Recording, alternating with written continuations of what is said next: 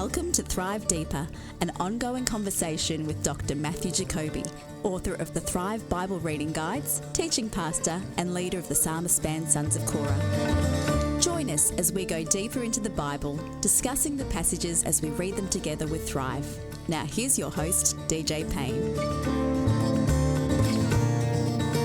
Hello and welcome to episode 40. It's the big one, 40. Not only is my wife just turned 40 this week, but the podcast has turned 40. 40 episodes this week of Thrive Deeper. Thank you so much for joining us. We are in the middle of the book of Proverbs, and this week Matt and I are going to try to recap a little bit of this idea about work, but not only that, answer some of your questions. So keep on listening. At the end of this episode, I'll be back and let you know how you can send us your questions, because we love hearing from you. Now, after this break, Matt and I jump right into it and we get into the conversation around work. Welcome to Thrive Deeper.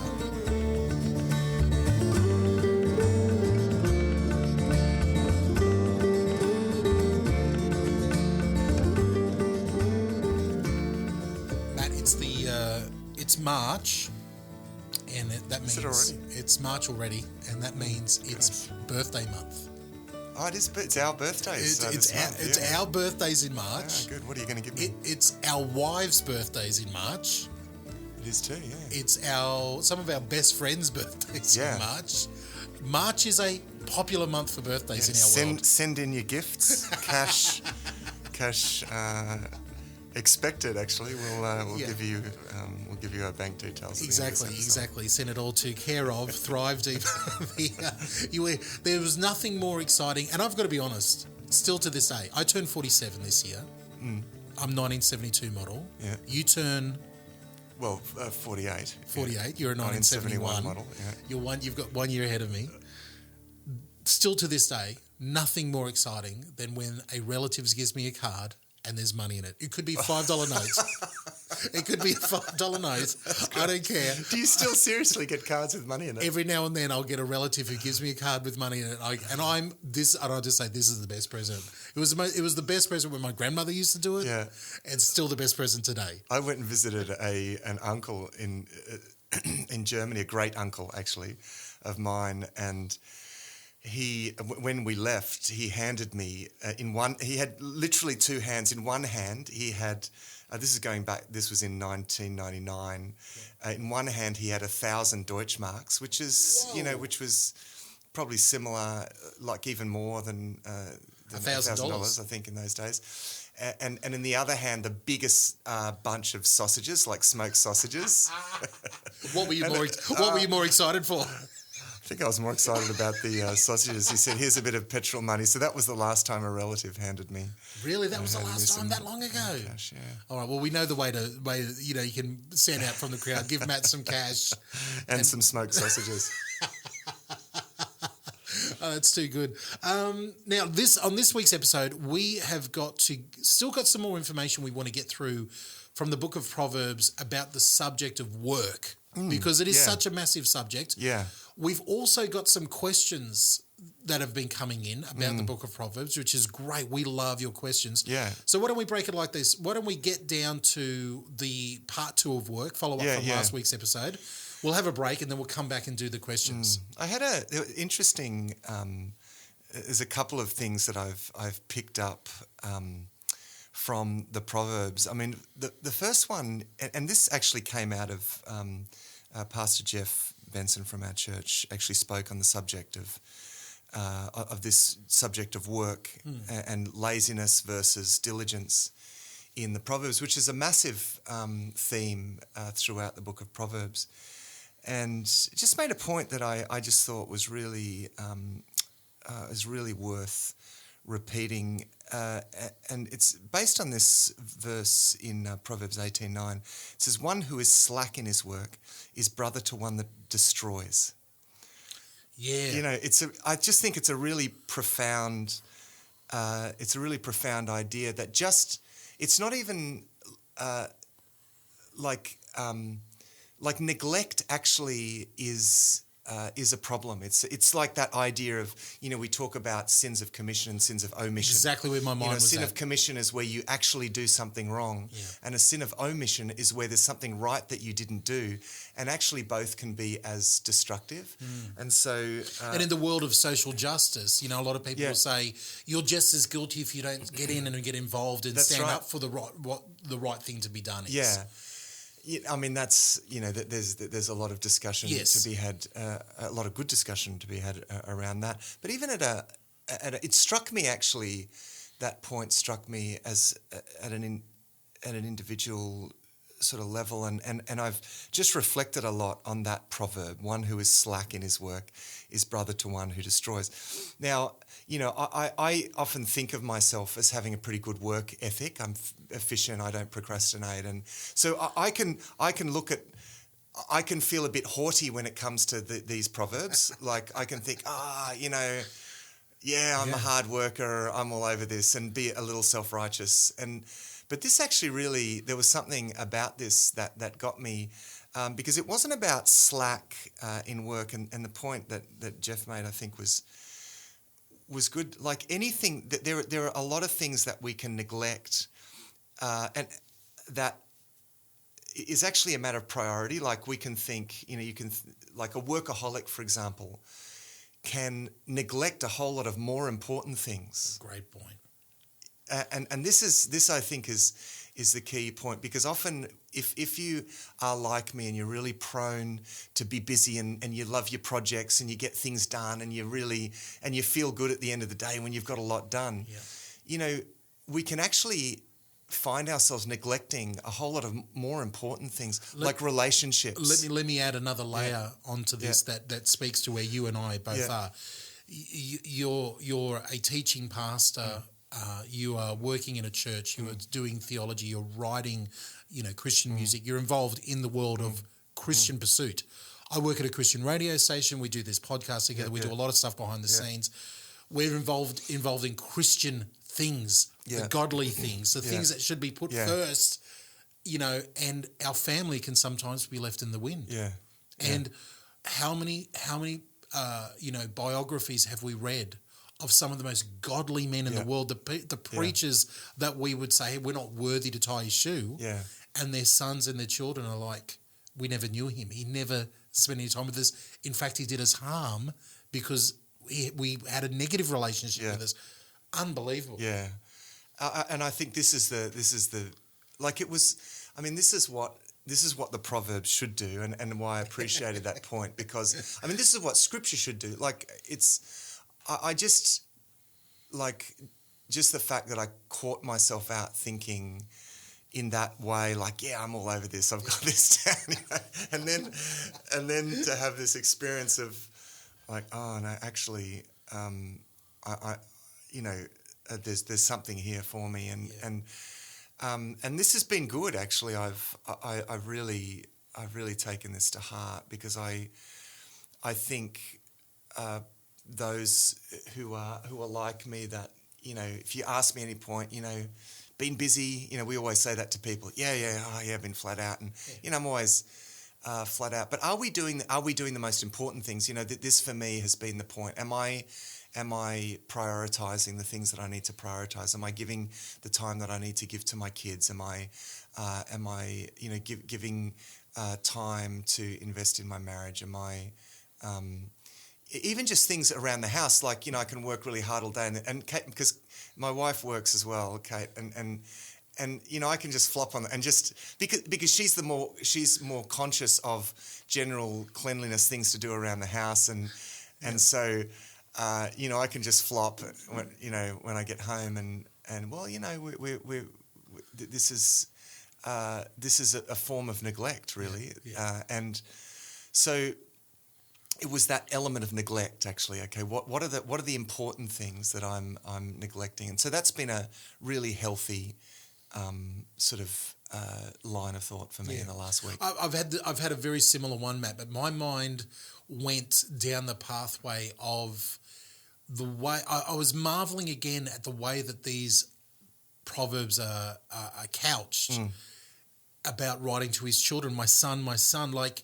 a lot of this, the topics are wide and varied, and work and finances and as we've talked about, relations and sexual things and stuff like that, and it's all in the couching of my son. And I was like, just that aspect of it is made me stop and go, oh man, I need to really invest in this relationship I have. I have 3 boys, so I've got to really step up this relationship with my children, because I think every dad can relate to being exasperated with your children and going, oh come on, what is going on? But Solomon, this might come out of that same dad atmosphere of, you go, what is going on with you kids? But instead of going down the exasperated pathway, he's like, well, let me tell you the truisms here, the things that you need to know to make your life better. And I don't know, I've sort of had that similar thing of going, what's important? These relationships I have now that are so fleeting with my children, where I can speak into their life. This is what has been obsessing for me. That was actually a big thing for me a few years ago. I recognised, like one of our kids who shall remain nameless, there was some sort of behavioural kind of a bit of clashing going on, and I actually came to this point where I realised that I was just being constantly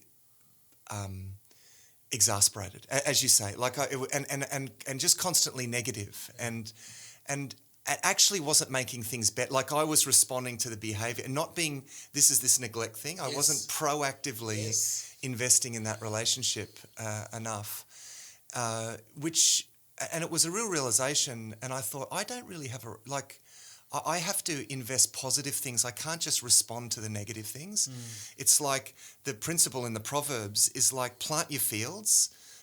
Be diligent with planting your fields, because if you don't, weeds will grow up, and you'll just be pulling out weeds. Well, I was pulling out weeds, so that's this principle at work.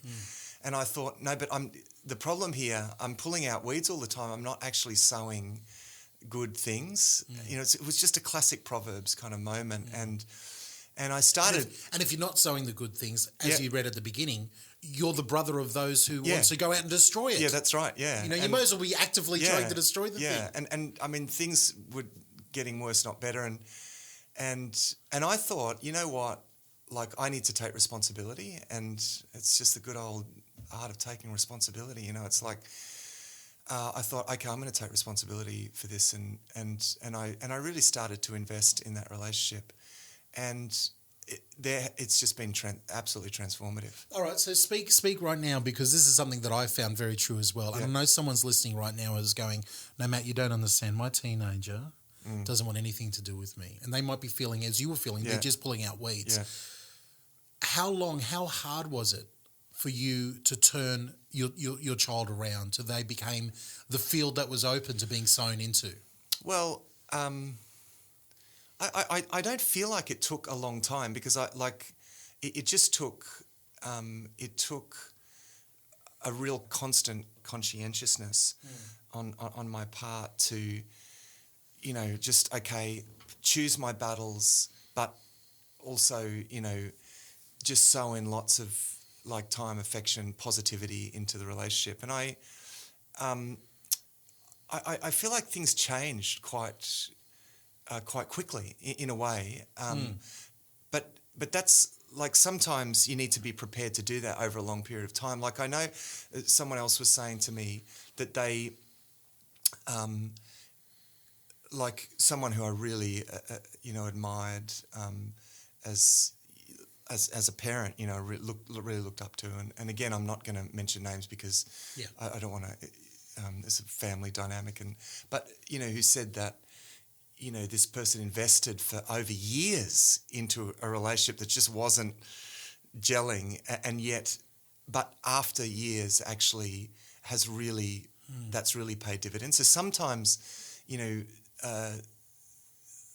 sometimes the harvest is delayed by a long way, but there is a harvest. I mean, it's, if you sow good things in your field, there will be a harvest. This is it's a classic Proverbs kind of principle. It may not be, like I was fortunate because for me the change I mean, we weren't in a really bad place. It was just like I just sensed this going to a bad place. So it wasn't a really well established sort of thing because overall I had, like good relationship with my kids, but this was quickly descending to a bad place. So I was able to turn that around, and it saw immediate sort of payoff from that change, from that investment of positive things. But, sometimes you have to sow, and I've known many people who have had to just sow grace and positivity into a relationship over a long period of time, and sometimes years and years.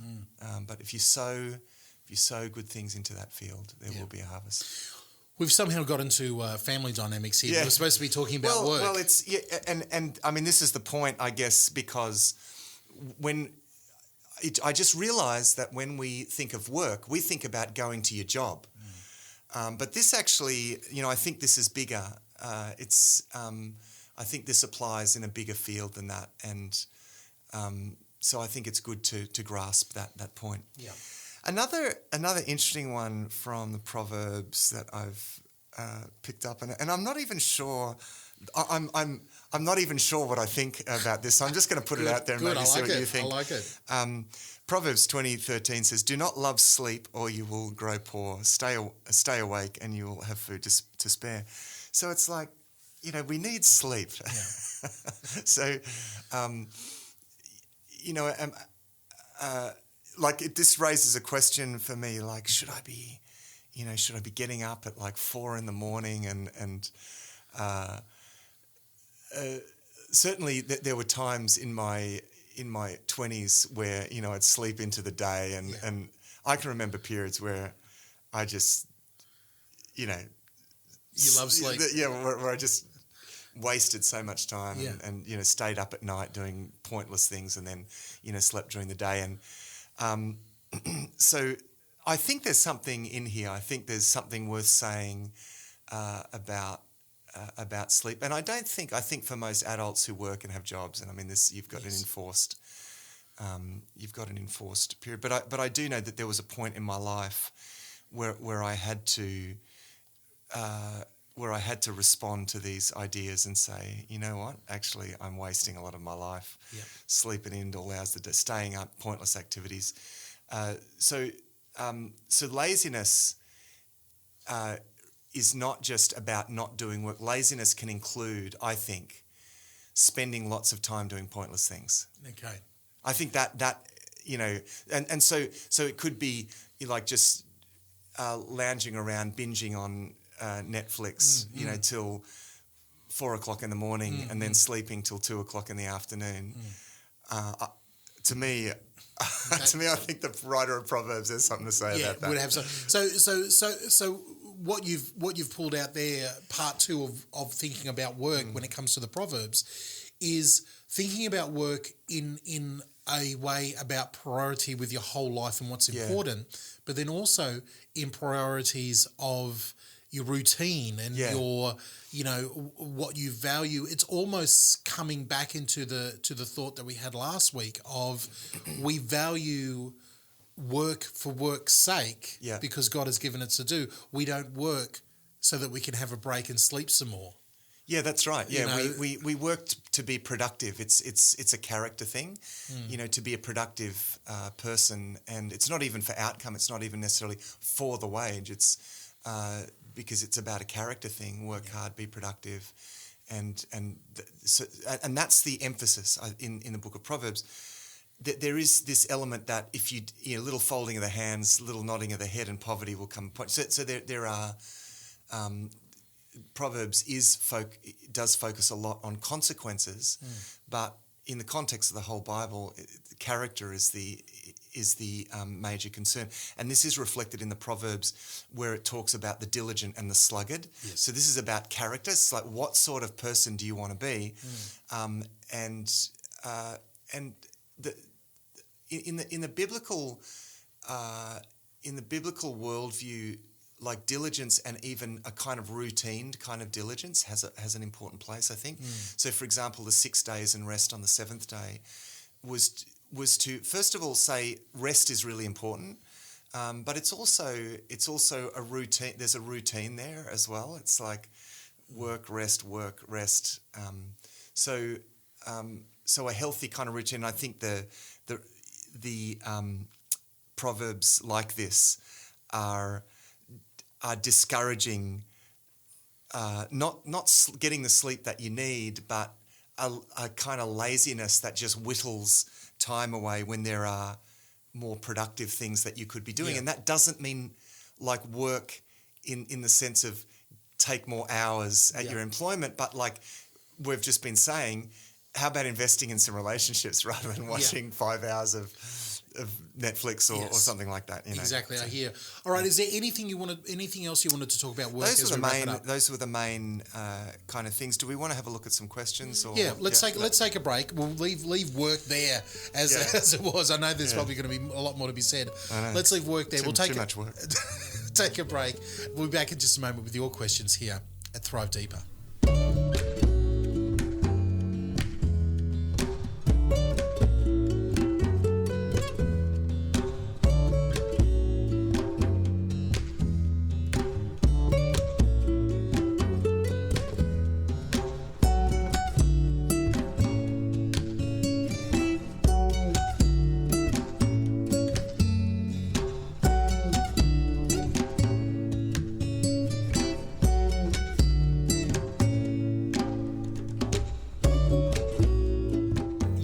With Thrive Deeper, your podcast accompaniment to the Thrive Daily Reading Guide. We are going through the book of Proverbs, and we've been looking at some different themes and topics through that. We've just wrapped up in the looking at some work and the ramifications around work. And Matt, we've got some questions that have been coming in via our email and our Facebook page. Actually, our Facebook group, our private Facebook group. So I thought we could spend the rest of this episode going through some questions. How's that sound to you? Yeah, sounds good. All right. First question that came in a little while ago, I'm just pulling it up here, is from Shireen. And she says, a proverb in yesterday's reading really stood out for me. It says, better to be a nobody and yet have a servant than pretend to be a somebody and have no food. She said, it stood out to me because it's so countercultural in the way, because everybody these days is trying to be a somebody. But she's still puzzled by it, and what does it actually mean, ramifications for today?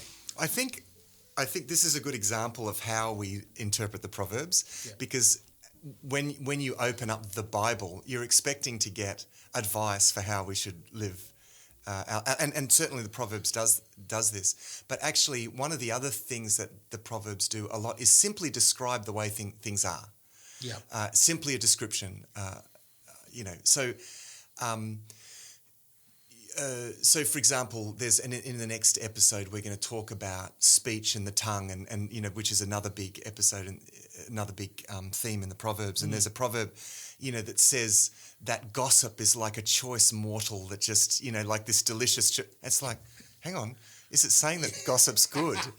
No, it's just saying that people will just eat it up. You know, it's just like statement of a fact. Yeah. It's just the way that things are. And this is one of these sorts of proverbs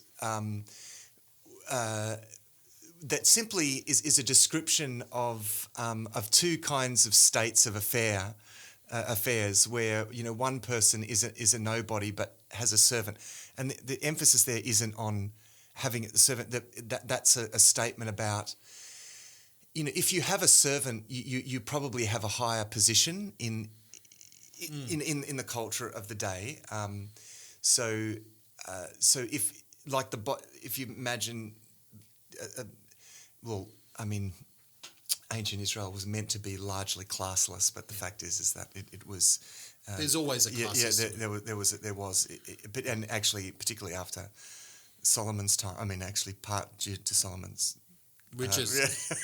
Actually, Solomon's partially to blame for an emerging class system in Israel. Yeah. But anyway, that's a technical point, and we won't go into that. Well, he might. Again, we're talking about Solomon. He might be actually pointing out to something that he's, saying is a fact that it shouldn't really be compared to what it used to be. Yeah, that's right. So his point is that it's like that thing. Like some people talk it up.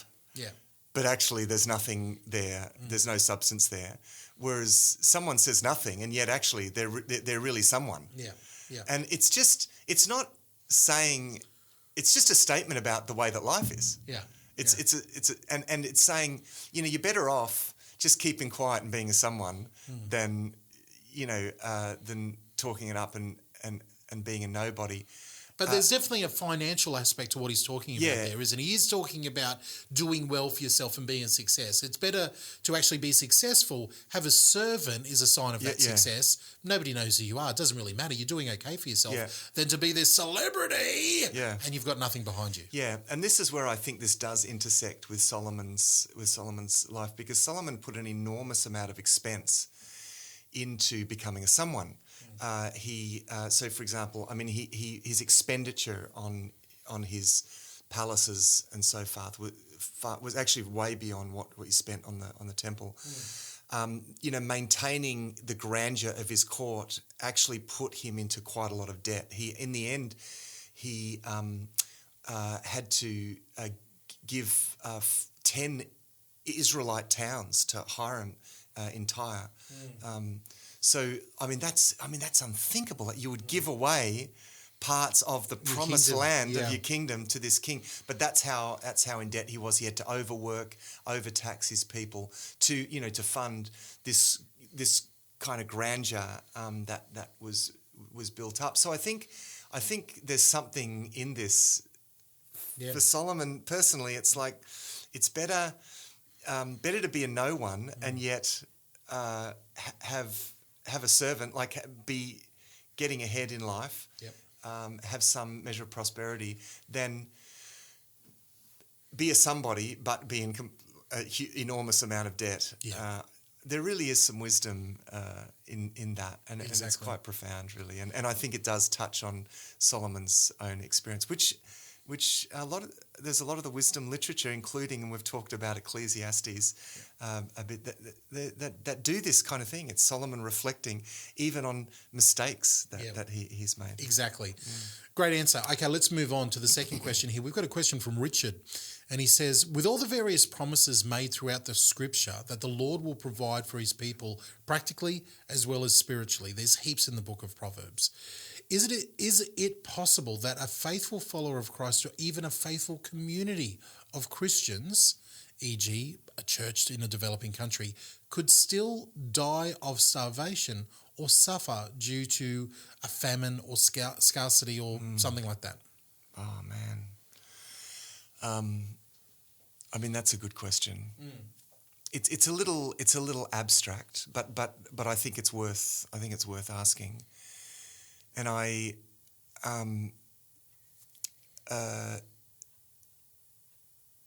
don't want to give a quick answer to it. No.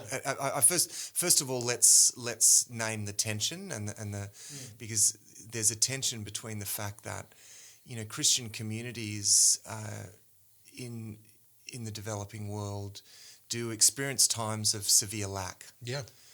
On the other hand, we're taught to pray, "Give us today our daily bread," implying that God wants to provide for our needs. In Psalm 37 says, there's a statement where the writer of Psalm 37 says, "I'm old. I was young, but now I'm old, and I've never seen the righteous forsaken or their children begging bread." So I think maybe how we approach this is important. And I'm thinking inductively here. Go with me here. And push back if you disagree. Yeah. But I know that you will too. So, and what I mean is that when we think statically, like I think that God does want to provide. And to me, that is explicitly, or at least implicitly, stated in the Lord's Prayer. That God is interested in supplying our needs. Seek first the kingdom of God. All these other things will be given to you as well. I mean, there's so many texts that indicate that God wants to supply our needs, but this doesn't happen automatically. Because, for example, the Apostle Paul, now it's in one of those sections where could be in Corinthians or Galatians, where he's talking about the trials that he went through, and it says that he suffered hunger. At periods in his life where he suffered hunger, there's another time where he was really sick, and the Galatian church had to look after him. You think, this is a guy that healed other people, So I think, can we come into times of severe lack? Yes. The question is, what should we do when we come into times of severe lack? Well, we should pray to God who wants us to pray and wants to be our provider. Yeah. And I think and I think we can push into that. We can push into those promises.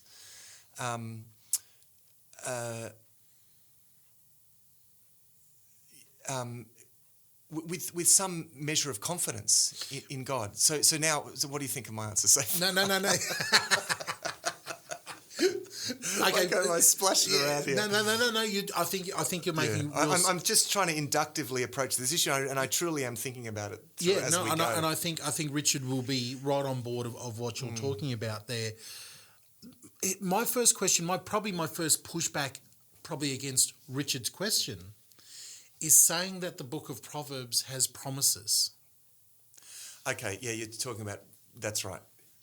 Like saying, okay. I've got a big issue because I've had people in my life say, but I'm claiming this verse, and it's a proverb, and I'm like, right, I've had arguments with them because I've in the end I said, that's not a promise from God to you for your life. Yeah, that's right. And they're that's a good point. Yeah, that's a good point. So you notice that the scriptures that I have alluded to are not Proverbs, because I don't take the Proverbs as promises. They are principles of the way that things work. I'd even go as far as to say the way things should work. Yeah. Like the way that things that's should, right. So for example, I know diligent people who have suffered severe lack, and I know really lazy people who have done really well. It's not a promise of, it's not how things all, it's just a general principle that diligence leads to prosperity and laziness leads to lack. And it's not saying that, well, you can't then say, but I was really diligent, as though this is promising. It's just saying that this is how things generally work in life. And yes, so you're right. It's not a promise, but I think the question still begs. It just doesn't, not in relation to the Proverbs so much. I agree. The question, and basically this is another form of the question of, why do good people suffer? Yeah, it is, and that's a bigger issue. And like the way that Scripture deals with that issue is not in its abstract form, but it always talks about if we are in this situation, what should we do? Yeah. So are there times when God does not answer our prayers? Well, some people would say, no, God always answers our prayers. But look at the Psalms and look at how many times the psalmist says, how long, O Lord, how long till you actually do something? I pray to you day and night. Yeah. I'm worn out from praying and you do nothing. So they're clearly, yes, ultimately God is faithful, but there are times when we, like as I said, even Paul's own experience, where we suffer lack. And the question is, what do we do in those times? Well, the scriptures are clear. Well, cry out to God, right? You can depend on God because God is faithful. Yeah. And there are times when people are crying out for extended periods of time. Why is that? It's because he wants a relationship. He wants a relationship. I think about it in relation to my marriage to my wife. Yeah. And if there's nothing worse than an argument that we have, and again, forgive me, I'm going to play the male-female role here. Wives are really great at going, but you said on the 3rd of March, 1996, and pulling out a statement, and I'm like, I can't remember saying that. That sounds like my kids. Yeah, exactly. You said, and you go, well, hang on. And it turns into this very legal, like a thing between us. And I'm like, hang on, listen to me, listen to what I'm saying. And you get into a conversation. And no, I'm not saying that the promises of God change. But for me, my relationship with God, when he doesn't answer the prayer, or the answer is no, wait, or hang on, and I'm in the middle of that psalm going, come on, what's wrong? Yeah. And really arguing, that's where the relationship really takes part. And I feel that I am changed because I'm being real with him. Yeah.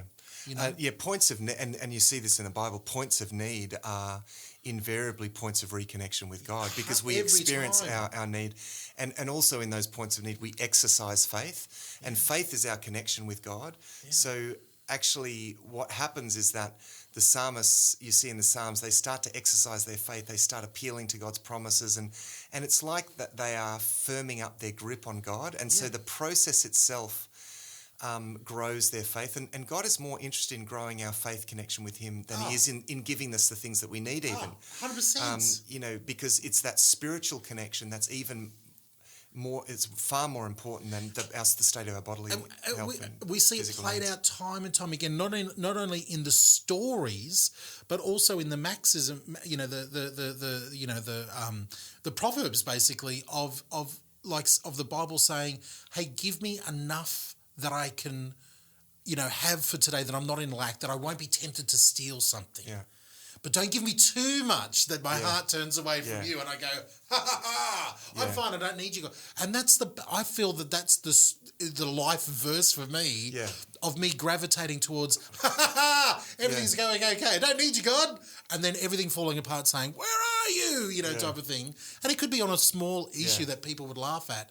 But I think that's where the rubber hits the road. Yeah, that can be a wake-up call. Like, often we ask God to put us in a situation where we won't need to trust him as much, and I'm not sure that's how you're going to go with that prayer. Yeah. Because of course, God's big warning to the Israelites when he went as they were going into the land of milk and honey, the land of plenty, as it were, is make sure you don't forget me. And he says it so many times that he knows it's going to happen. Of course, it did happen. Yeah. Because as soon as they had everything that they needed, they completely forgot. Whereas when they're in the desert and they literally depended on manna from heaven for their provision, I mean, they had to really stick close to God. Although even then they weren't the model of faith. But look, I do want to acknowledge the element of mystery in that question. Like, I mean, life is hard, and there are lots of things that in this life, like there are things I still don't know why did that happen or why did this happen. Us knowing isn't the measure of whether it's right or not. No. Us understanding is not the measure of whether God is in the right or in the wrong. And that's why we have the book, like I said it last week, I've said it I think the week before, why we have 3 books of wisdom in the Bible. Yep.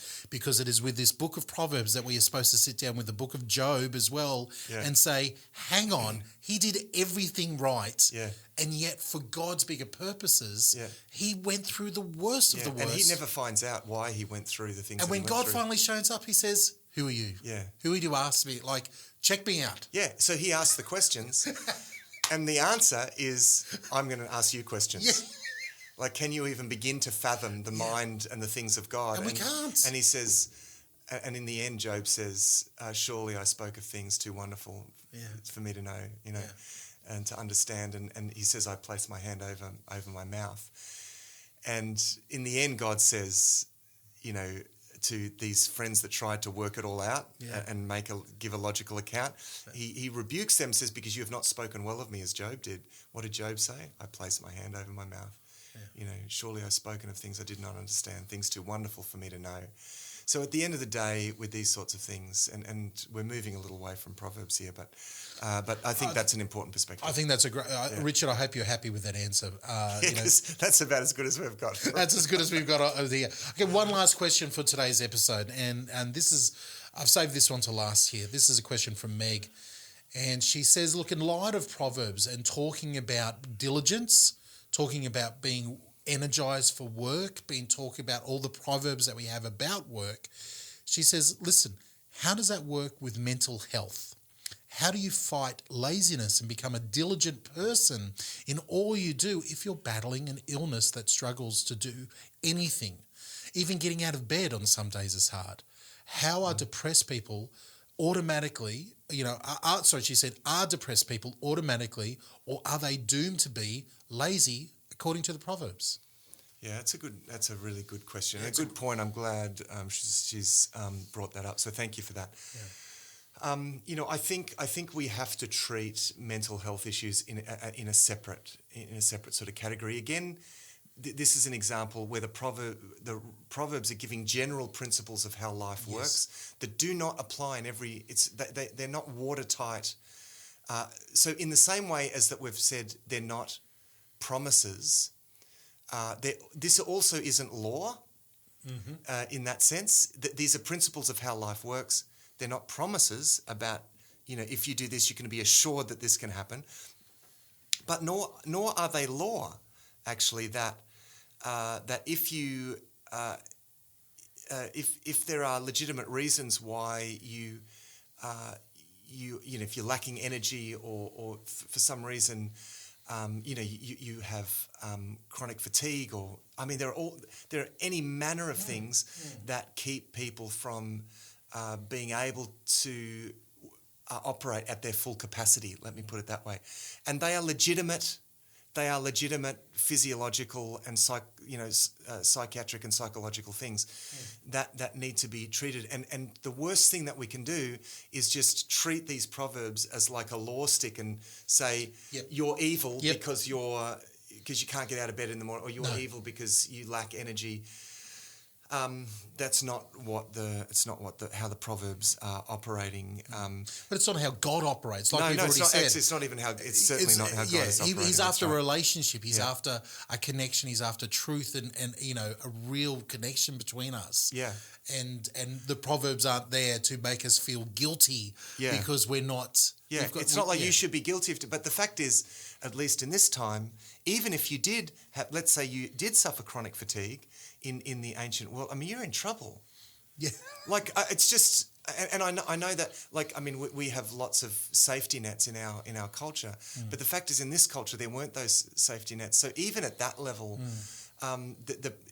if you take this just as a description of the way that things work, not how it's like, again, not law, not a promise, but just a general description of how things work, then that even with mental health issues like that would have really put you in a difficult position in the ancient world.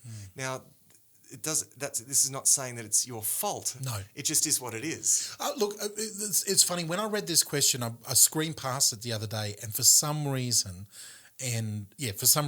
I'll put this out there. The thing that sprang to mind, and we're not that far removed from this story in Solomon writing or collecting the Proverbs, is the story of Mephibosheth. Yeah.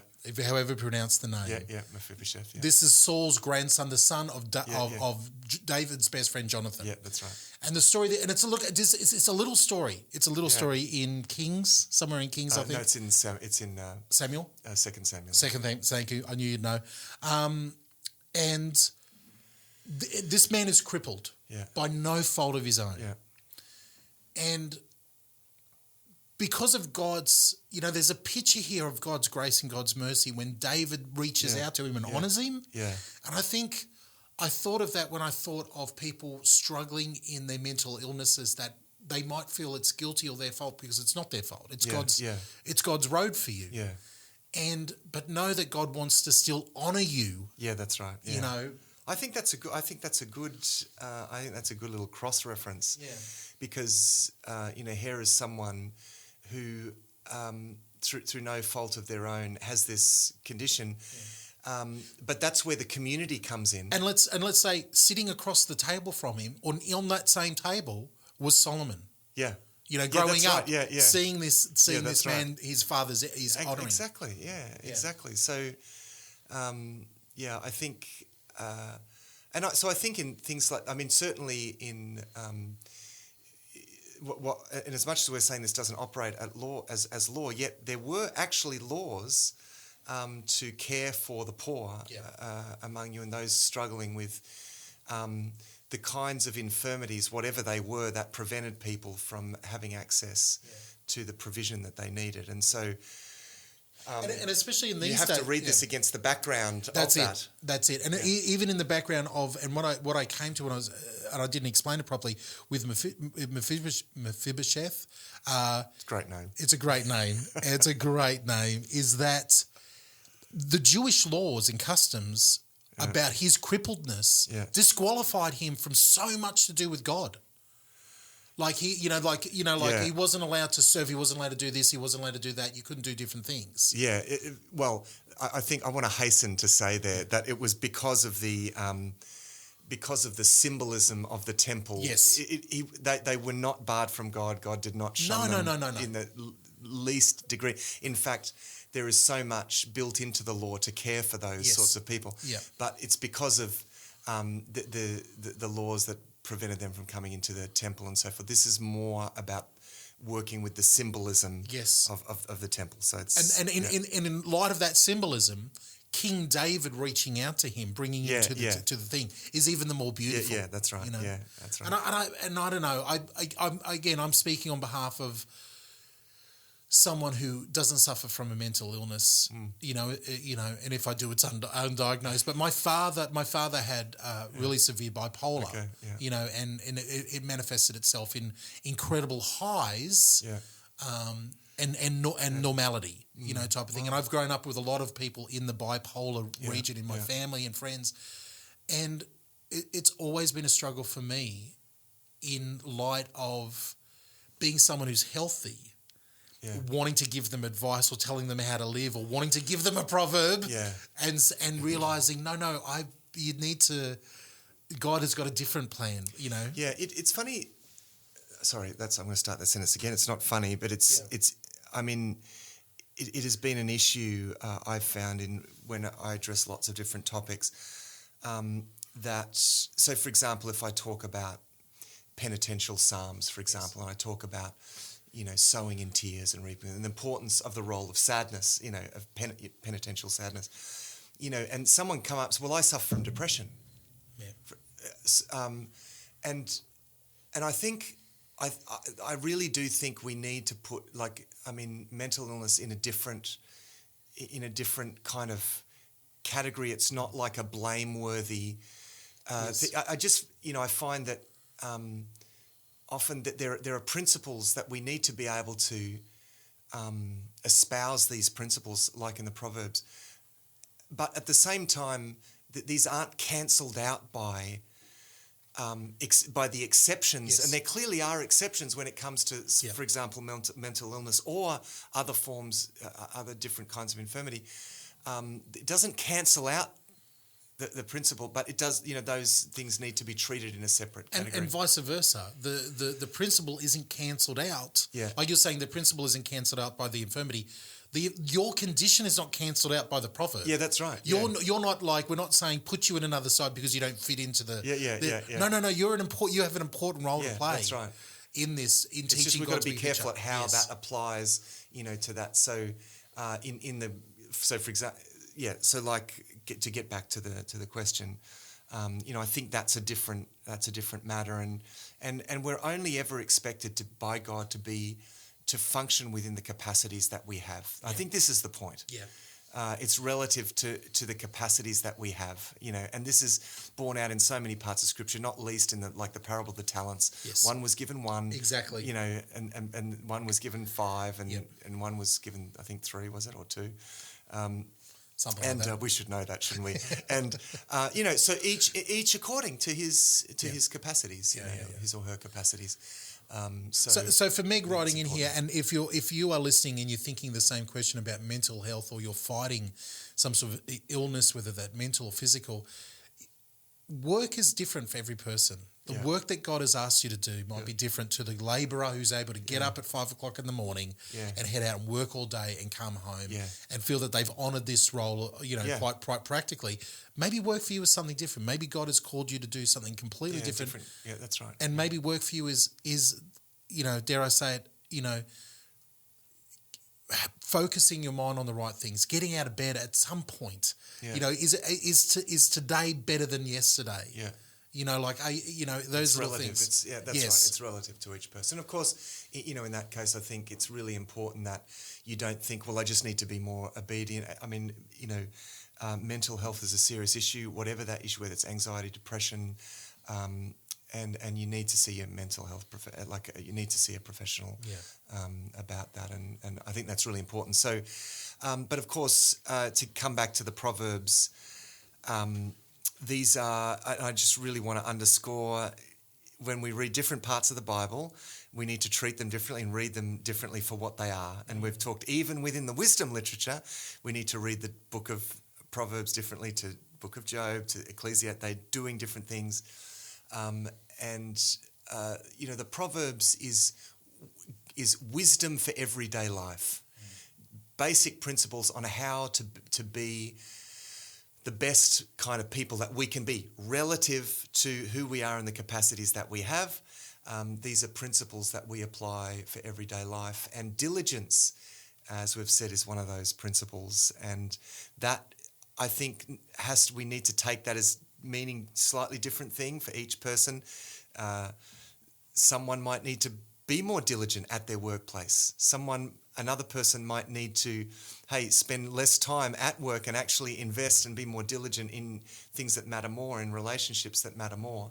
But the principle of diligence still applies, and neglect is something that we've emphasised today. Neglect is equally an issue. It can be as destructive an issue. So I think the key to all of this is to bring our lives before God and to genuinely ask God and pray, God, where do you want me to be more diligent? What is the next step? What is that? How can I stretch myself to become more of the person that you want me to be?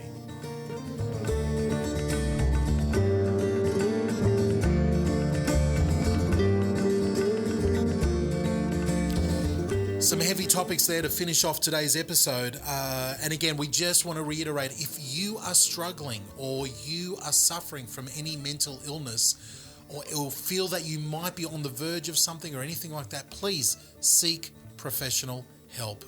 Please go find someone, get a reference from someone at your local church or somebody who can help you work through this. You're not alone in this. That's probably the biggest thing that we want to share with you. You don't have to struggle through this alone. God has provided people around you to be able to help. Now, if you do want to get in contact with us and send us your questions like Meg has done, like Richard has done, there's a couple of different ways you can do it. You can head over to our Facebook group. It's really easy to find. You go to facebook.com/groups/Thrive Deeper. I'll give you that one again. It's facebook.com/groups/Thrive Deeper. We've got nearly 400 people there joining in the discussion. We would love to have you there. You could also head over to the website thrivetoday.net.au. That's thrivetoday.net.au. You will see a link at the very top to ask us a question. Really simple to do. And that's how Richard asked his question today. Went via the website. So it's up to you how you want to do it. Either way, just get in touch with us. All right, until next week, this has been DJ Payne on behalf of Matt and the crew. We say thank you for tuning in. Please share this episode with a friend if it's been helpful. And thanks for subscribing to Thrive Deeper. See ya.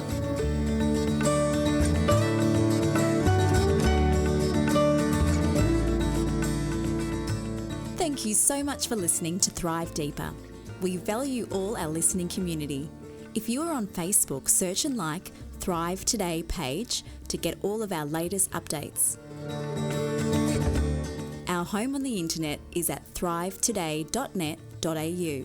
There you can subscribe to the Thrive Daily Reading Guide and contact us directly. That's at thrivetoday.net.au. Until next time, thrive.